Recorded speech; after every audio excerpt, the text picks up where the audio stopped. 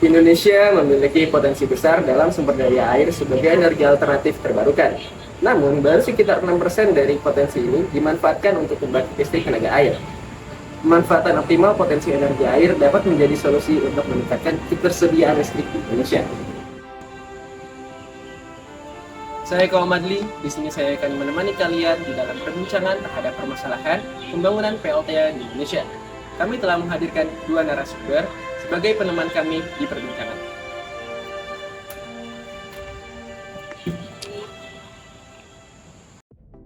Oke, kita telah kehadiran dua narasumber kita yang akan menemani perbincangan kita ke depannya. Baik, mungkin boleh perkenalkan diri dulu dari Mas, dari Mbaknya. Dengan siapa? Baik, perkenalkan nama saya Antoni Jaya, mahasiswa IPB ESL 59. Dan saya Sanyandra Ziza, mahasiswa SL IPB 59. Oke, mungkin langsung aja saya menanyakan suatu pertanyaan yang kaitannya terhadap pembangunan PLTA di Indonesia. Menurut Mbak Saniah, gimana tantangan yang akan dihadapi pemerintah di dalam pembangunan PLTA di Indonesia? Nah, jadi dalam perencanaan pembangunan PLTA di Indonesia, tantangan yang sekiranya itu akan kita hadapi. Itu ada dua. Pertama itu ada pemenuhan target nasional yang direncanakan. Pembangkit listrik yang menggunakan energi fosil seperti batu bara itu memang memberikan kontribusi yang cukup besar terhadap kerusakan lingkungan domestik hingga global. Contohnya seperti yang kita ketahui bersama dan yang kita rasakan saat ini juga, yaitu ada kenaikan suhu bumi akibat pemanasan global. Nah, menanggapi persoalan global ini, terbentuklah kesepakatan internasional yaitu Paris Climate Agreement pada tahun 2015.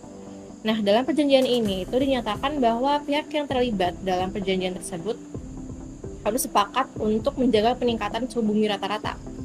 Indonesia, negara kita itu merupakan salah satu negara yang menyepakati kesepakatan tersebut.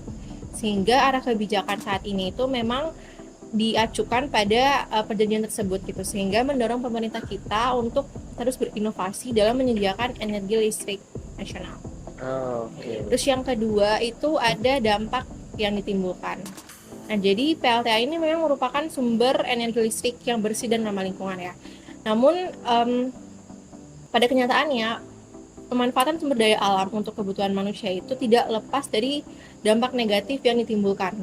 Nah, PLTA ini sendiri itu dampaknya bisa menyebabkan perubahan pada ekosistem perairan. Pembangunan PLTA juga dapat menyebabkan perubahan fisik pada sungai seperti mengering, perubahan aliran sungai, perubahan kualitas air, perubahan temperatur, erosi, dan sedimentasi. Nah, adanya modifikasi habitat akibat pembangunan PLTA ini akan memberikan dampak yang signifikan terhadap flora dan fauna di dalamnya. Sehingga pembangunan PLTA itu akan mengubah aliran air dan semua entitas dalam ekosistem tersebut. Seperti itu sih kiranya. Baik. Jadi ada dua ya untuk tantangannya. Yang pertama ada memenuhi target nasional, terus yang kedua ada dampak dari PLTA itu sendiri ya. Oke, baik, mungkin menuju ke pertanyaan selanjutnya. Menurut Mas Anton, gimana nih solusi dan strategi yang tepat untuk pemerintah membangun PLTA di Indonesia? Ada 3 solusi yang bisa saya berikan. Yang pertama itu fokus pembangunan PLTA di daerah minim akses listrik. Yang kedua itu membangun PLTA skala kecil untuk meminimalkan dampak lingkungan. Yang ketiga itu insentif untuk memperkembangkan teknologi PLTA di rumah yang ramah lingkungan. Oke, terima kasih Mas dan Mbak atas jawabannya yang mungkin bisa membuka wawasan baru bagi penonton. Nah, seperti yang kita ketahui, Indonesia memiliki potensi yang besar di dalam pembangunan PLTA.